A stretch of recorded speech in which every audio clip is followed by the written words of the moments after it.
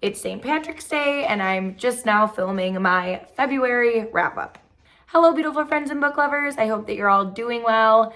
I hope that everybody had a wonderful month of February. I am so excited to chat about the 4 books that I read / listened to in the month of February, along with any movies and TV shows that I watched as well. I do that towards the later portion of the video if you're new here. Also, if you're new here, welcome. Before we get into the books, I do want to say I am probably 55%, I would say, just a little halfway into The God of the Woods by Liz Moore. I've had this on my shelf since before it won Book of the Month's Lolly. If you're unfamiliar with Book of the Month, it is my favorite book subscription. It's all of these books behind me with the little square here. And then they pick a book of the year and they call it their Lolly, and The God of the Woods won. So it's been sitting on my shelf for a little bit. I just haven't picked it up because it is a rather long book. But then when it won, I was like, okay, amazing. I mean, it beat out Kristen Hanna's The Women, which was my favorite book of 2024. So I was like, all right, this has got to be good. I need to start. And I am hooked. It's really interesting because it's one of the books that I feel like not a whole lot is actually going on, but I am highly invested in the story still. I'm highly invested in all of the characters. There's quite a lot of character point of views. But Liz Moore is doing a really helpful thing where when she starts a new point of view, she'll say the character's name and then she put like a little timeline here, which has been helpful to kind of keep everything together. But I am hooked. I cannot wait to see how this wraps up. So I think I'm going to do a dedicated book review for this one as well. All right, but let's just go ahead and get started with the books that I did read in February. The first one was an audiobook. I actually did this with a coworker who has read the series, and then she was talking to me about it. She's like, have you read the third one? I hadn't, so we read it together, and that is The Housemaid is Watching by Frida McFadden. I don't even know what to say, honestly. Like, I reviewed the first book. That was my first ever Frida book, was the first The Housemaid, right? I think that's just the first one. I have it reviewed on here. It's probably my most highly viewed video, but it's a negative review for the book, so people pop off on me all the time in that. But anyways, I'm not a fan really of her writing. I've definitely come around to it. I highly enjoyed The Boyfriend. If you haven't read this one yet, I think this is her best one. I've probably read upwards of like 8 of her books. I know she has a lot more than that, but I really enjoyed The Boyfriend, and I really enjoyed The Inmate, I think it was called. But The Housemaid, book 3, The Housemaid is Watching, I thought it was fine. I mean, I've definitely come around to her writing in the sense of like, she is known for her like crazy ball, like out of the park, whatever is the phrase, twists. So I like that. I appreciate that. In my opinion, she doesn't have like the best writing, but you know what? It's okay. Like if I pick up a book of hers, I've learned to not overanalyze the writing and then just, just enjoy the ride and know that I'm probably in for some wild twists like this one. Seriously, super great if you haven't read it. But yeah, I thought this was good. Like rating scale wise, I'd probably give it an enjoyable read simply because if you I think these make great audiobooks and you just put it on, you're doing dishes, doing laundry, you're in for a wild ride. Like I would start it. Do I think it's amazing? No, but I mean, they're fun. So there's not really much I can say with it being book 3 in a series without like spoiling anything. But yeah, I mean, I had fun while I was listening to it. I only read 1 physical book in the month of February. It took me all month to read this. And honestly, I liked it, but I feel like it put me in a little bit of a reading slump because I started The God of the Woods right after I finished this book. And this has taken me like a week. So I don't know. This whole book took me a month, and that was Abby Jimenez, Part of Your World, which I know has like a massive cult following. People love it. People love her.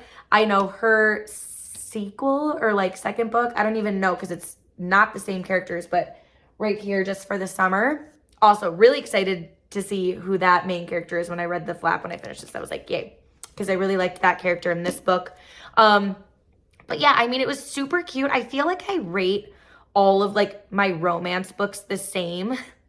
I don't know, because I'm not really like a romance girly. Like I read them, but I'm not super picky with like what's happening in the story. So I mean, I liked it. I liked the main characters. I like how it ended up wrapping up. I liked the main story. I just feel like with romance, It's not the same for thriller for me. Like, I'm not super invested, you know, like I'm not itching to finish it. It's kind of more of like leisure, you know, it's bedtime. I'm going to read for, 15 minutes, try to, relax a little is more like the romance genre for me. So yeah, I did really, really like it. But based off of what I just said, rating scale, I would say it's an enjoyable read. I don't think, the world is going to end if you don't go pick up this book now. But I mean, I see why people really liked it. I loved the humor. I really enjoyed Abby's writing. So yeah, I mean, it was definitely a fun little cute romance read for February. The third book was another audiobook, and this was courtesy of Simon & Schuster Audio. And this is April Belisco. I hope I'm pronouncing her name right. Her story telling you how she was raised by a serial killer, discovering the truth about my father. Her father was Edward Wayne Edwards. So the book is just her telling you all about her childhood and like the messed up way, she was raised basically. Kind of disturbing. Just, you hear everything that she went through in the past and then obviously the stuff that her father did. And yeah, I thought it was really, really interesting, but there were some heavy parts where I was like, oh, like my heart broke hearing what she went through as a child. And I feel also really odd, like rating people's memoirs, like it feels off. Sorry if you can hear my dog, he's trying to get comfy on a beanbag over there. It feels weird rating somebody else's experience is what I'm trying to say. I do think it's very interesting. So if this sounds like something that you would be interested in hearing about someone's childhood who grew up with a father who is a serial killer, then it's probably right up your alley. I thought, yeah, I mean, when I was listening to it, I was definitely very intrigued and interested. But yeah, it's not a light read. Yeah, I thought it was really interesting. So this is not counting towards my February count, but I did start it in February, but I'm still reading it. So I'm just going to mention The Locked Ward by Sarah Pekkanen. I was sent the e-read by the author of St. Martin's Press. Thank you. They know that I love Sarah Pekkanen books. So yeah, really interesting. It's about these two twin sisters, but they did not grow up together. And then they find out that they're twins later in their young adulthood. And one of them is currently in a psych ward. So yeah, definitely interesting. I'm only like 20% in though. So we're going to table that one for a little bit, but I did put it in my notes to mention that I started it in February. And then the last book, a final thank you from Simon Audio for the month of Feb. Wild, really wild book. It's called Idle Grounds by Christelle Bamford. This book, okay, you guys know I mention all the time, I listen to my audiobooks on like 1.4, 1.5 speed. So it just is a little bit faster. But when the book was already short. I think hardcover, it's only like 200 pages if I can remember what I looked up on Goodreads. So it was maybe like a 3.5 hour listen.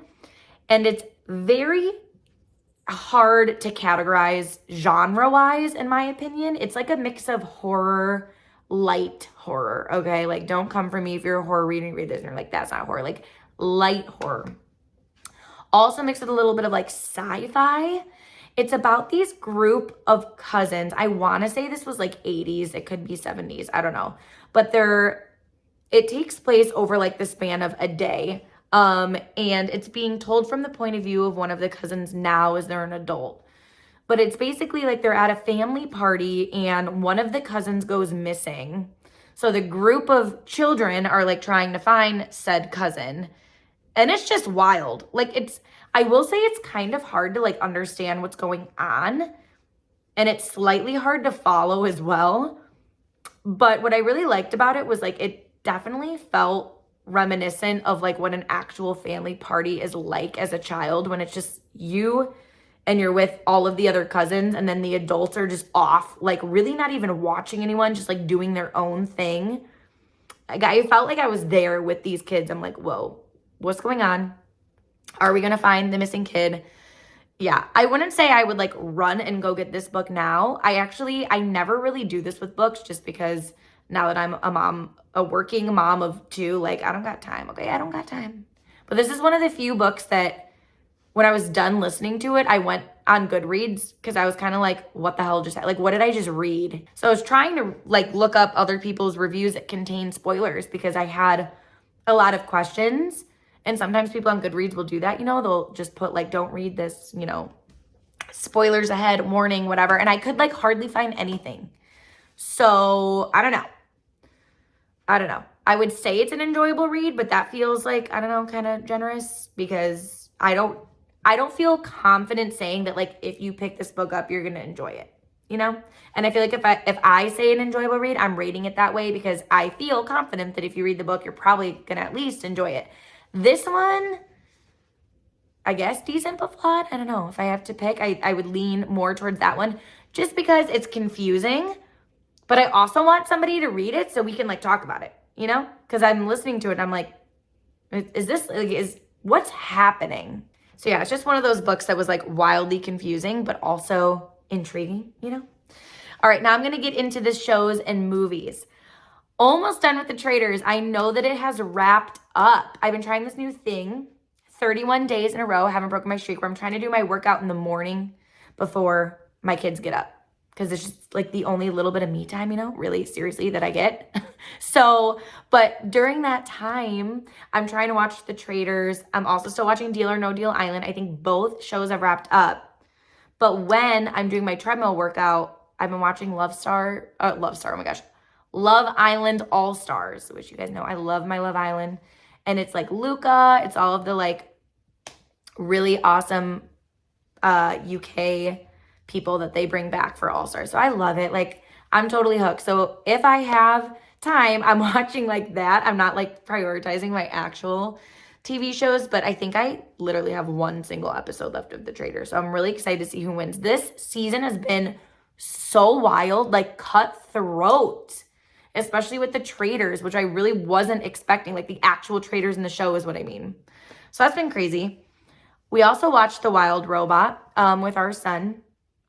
I loved it. I cried. I cry with like all Pixar, Disney, whatever. I know this is not Pixar or Disney, but I'm just saying I cry with all basically animated shows because I'm a softie. Loved it. And now when we're ever in the car, he's asking to listen to some of the songs from the movie, and I'm just like teary-eyed while we're listening to it. And then my husband and I, just for some like background TV essentially, I put on The Anonymous, which is on Peacock, and we watched quite a few episodes of that. That is funny. It's like The Circle on Netflix meets, I don't know, like Big Brother or some other reality show where like, it's really cool. They have an alternate identity, and then they do like this. If you're familiar with the Circle show, like that's one portion of it. Like they get behind the screen and then they're trying to like roast each other, and then someone is voted off essentially.